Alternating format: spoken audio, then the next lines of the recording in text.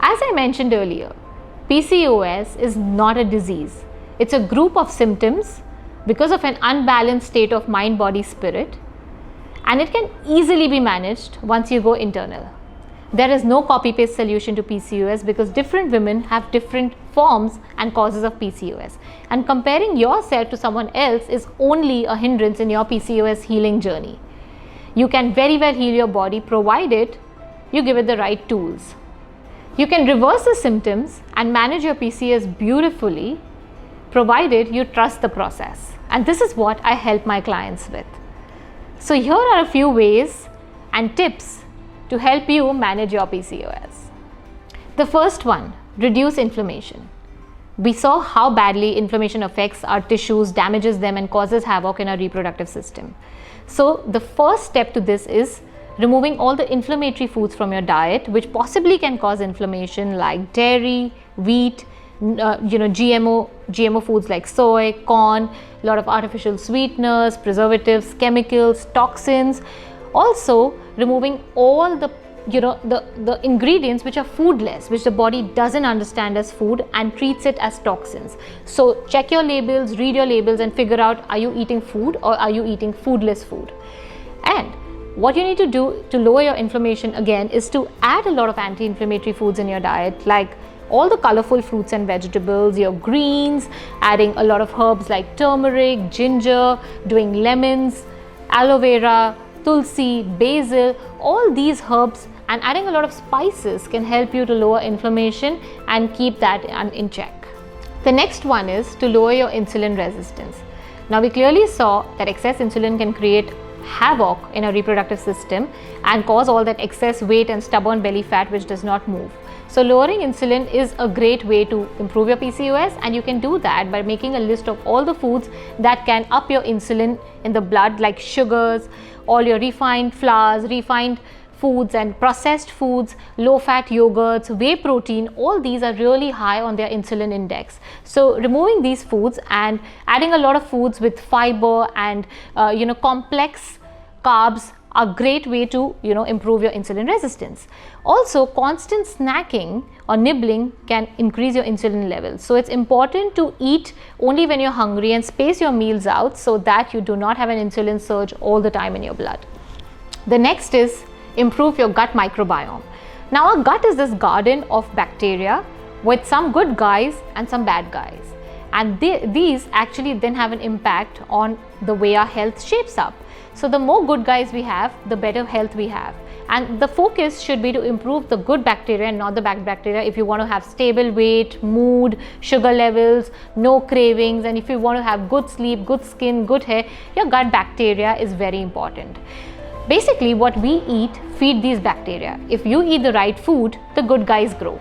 But if you eat the wrong food, like artificial sweeteners, preservatives, colors, additives, high fat diet, a lot of animal food, this increases the bad bacteria, which can then have an impact on our health and our reproductive health. So the idea here is to add a lot of prebiotics, probiotics and fiber in your diet through oats, fruits, vegetables, green leafy vegetables, your root vegetables like potatoes, sweet potatoes, and fermented drinks like your kombucha, kanji. You could do some fermented salads. All these foods help to fuel the good bacteria and thereby improve your reproductive health as well. The next is eliminate environmental toxins as much as possible. Now we may not be able to control all the toxins that we are exposed to, but we can definitely control a few, make wise choices, and help and support our body to heal. So instead of choosing all the toxic products, what we can do is opt for natural skin, hair, beauty and body products, opt for organic food as much as possible, avoid conventional meat and dairy which has a lot of toxins and hormones and pesticides and preservatives and all of that. Also make sure that you drink and eat only out of steel and glass bottles and containers and not plastic bottles and containers, so that you do not ingest those chemicals in. These can help you in a great way to reduce all the toxins that you are choosing in your day-to-day basis. Also, when we talk about toxins, there's one thing that we really need to be careful of is pooping every day. We need to make sure that we are eliminating and pooping every day so that we allow the toxins and the excess hormones to get out of our body and system, because if we don't do that, these hormones and toxins are reabsorbed in our system, they get accumulated in our organs and they can cause a lot of havoc and damage. So this is how you can be toxic free as much as possible, and be aware and be mindful of what products you choose. Next is regulating our circadian rhythm or sleep and wake cycles. Our human body works as per the sun and moon cycles, and every organ inside has its 24-hour clock and functions as per the time of the day. But today we work against the clock thanks to the lights, TV, Netflix, computers, devices that we are exposed to, and we decide what time we want to sleep and wake up. And this can cause havoc with our detoxification system, our sleep, recovery, muscle health, bone health, just general energy levels and all of that. It also affects our hormonal system. So if you want to really improve your PCOS and fix it, you need to shape your day, you need to align your circadian rhythm, and you need to have a disciplined routine so that your body knows what's coming up next, because our body loves to be prepared and work according to what is coming up next so that it can do the best for us. Also, things like having a sleep routine and a hygiene at night, sleeping well at the same time, waking up every day at the same time, not using devices just before you go to bed, eating 2 to 3 hours before you sleep at night, all this can really help in fixing your PCOS. So work as per your body and as per the sun and moon cycle if you really want to heal. The next is manage stress.